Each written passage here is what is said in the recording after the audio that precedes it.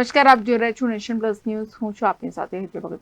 આણંદ શહેરમાં ટ્રાફિકથી ધમધમતા ભાલેજ ઓવરબ્રિજને 2 કરોડ રૂપિયા ઉપરાંતના ખર્ચે મરામત તો કરવામાં આવી છે, પરંતુ તેની કામગીરીને લઈને ઘણા બધા પ્રશ્નો આજે પણ ઉઠી રહ્યા છે.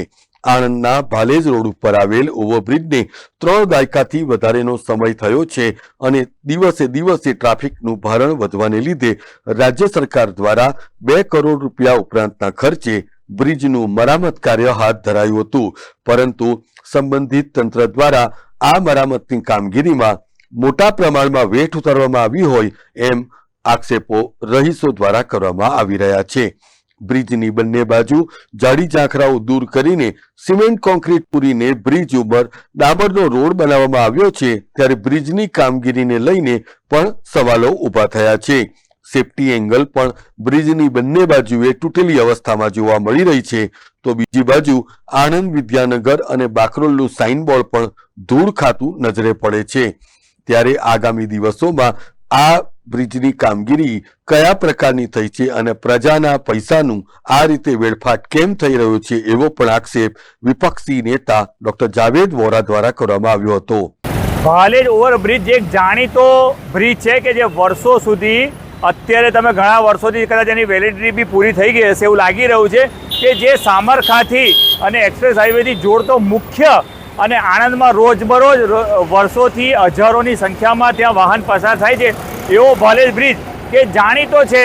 ત્યાં આગળ એક હમણાં ગવર્મેન્ટને ઘણી વખતથી અમે લોકો એને પહોળો કરવા માટે ઘણી વખત વાતો કરી છે અને ઘણી વખત આગળ રજૂઆત કરી છે, પણ એ રજૂઆતોને ધ્યાનમાં ન લેવીને એક લોલીપોપ કે જે એવું કહે છે કે ભાલેજ ઓવરબ્રિજને અમે લોકો થોડો રિનોવેશન કરીને તમે આપીએ, અને એ રીતે એ રિનોવેશનના બહાને ગુજરાત ગવર્મેન્ટ તરફથી 2 કરોડ ને 65 લાખ રૂપિયા જેવી માતબર રકમ ફાળવવામાં આવી હતી. અને એ રકમમાંથી જ્યારે પણ આપણે કોન્ટ્રાક્ટરને વાત કરવામાં આવી ત્યારે એમણે ફક્ત ને ફક્ત ભાલેજ ઓવરબ્રિજના બંને બાજુ કોન્ક્રીટ કરી આપી છે અને ઉપર રીસર્ફેસિંગ કરીને છોડી દીધું છે.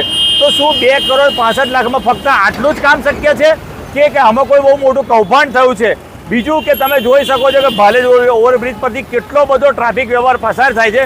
તો આ ટ્રાફિક વ્યવસ્થાની રોડ સેફટીનું શું? આજે બંને સાઈડો એંગલો મારી તમે જોઈ શકો છો, ઘણી જગ્યાએ એંગલો તૂટેલી છે.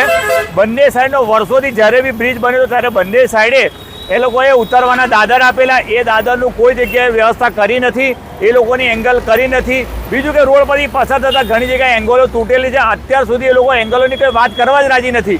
એ લોકોનું એવું કહેવું છે કે ભાઈ આ જે 2 કરોડ 65 લાખ ફાળવવામાં આવ્યા એમાં એંગલ કે કોઈ વસ્તુ આવી નથી રહી. અમને તો ફક્ત રીસર્ફેસિંગ ઉપર બ્રિજ પર કરવાનું, અને રીસર્ફેસિંગમાં તમે જોઈ શકશો કે બહુ જ નાનો લેયર મારેલો છે. કદાચ ઉનાળામાં તમે અત્યારે જુઓ તો ઘણી જગ્યાએ તમને એની ચિકાસ પણ જોવા મળે છે અને સાઈડમાં કોન્ક્રીટ કરીને આપેલું છે.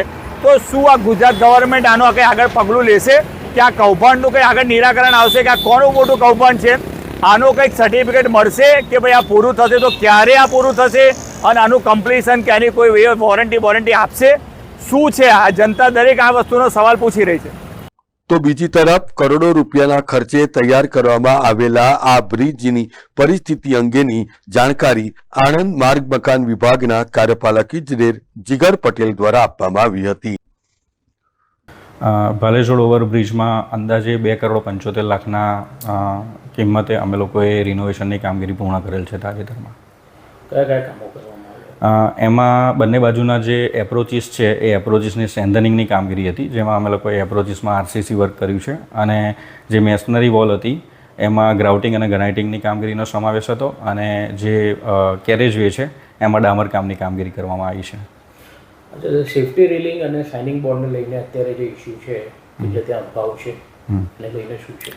જે મંજૂર થયેલ વહીવટી મંજૂરી હતી એમાં અંદાજોમાં સેફટી રેલિંગ મીન્સ કે ક્રેશ બેરિયરની આઇટમનો સમાવેશ કરેલ નહોતો જે તે વખતે, અને જે જૂની હતી એ પણ સારી કન્ડિશનમાં હતી. જ્યાં આગળ ડેમેજ થઈ છે કે માઇનોર એક્સિડન્ટના લીધે જે ડેમેજ થઈ છે અમે લોકો અત્યારે કરંટ રિપેરિંગની ગ્રાન્ટમાંથી રિપેર કરાવી રહ્યા છે. કેમેરામેન દિનેશ પટેલ સાથે Hiren Shah, nation plus news, Anand. સમાચારોના સતત અપડેટ મેળવવા માટે અમારી નેશન પ્લસ ન્યૂઝની યુટ્યુબ ચેનલને સબસ્ક્રાઇબ કરો, બેલ આઇકન દબાવો અને જોડાયેલા રહો ફેસબુક, ઇન્સ્ટાગ્રામ અને ટ્વિટર પર.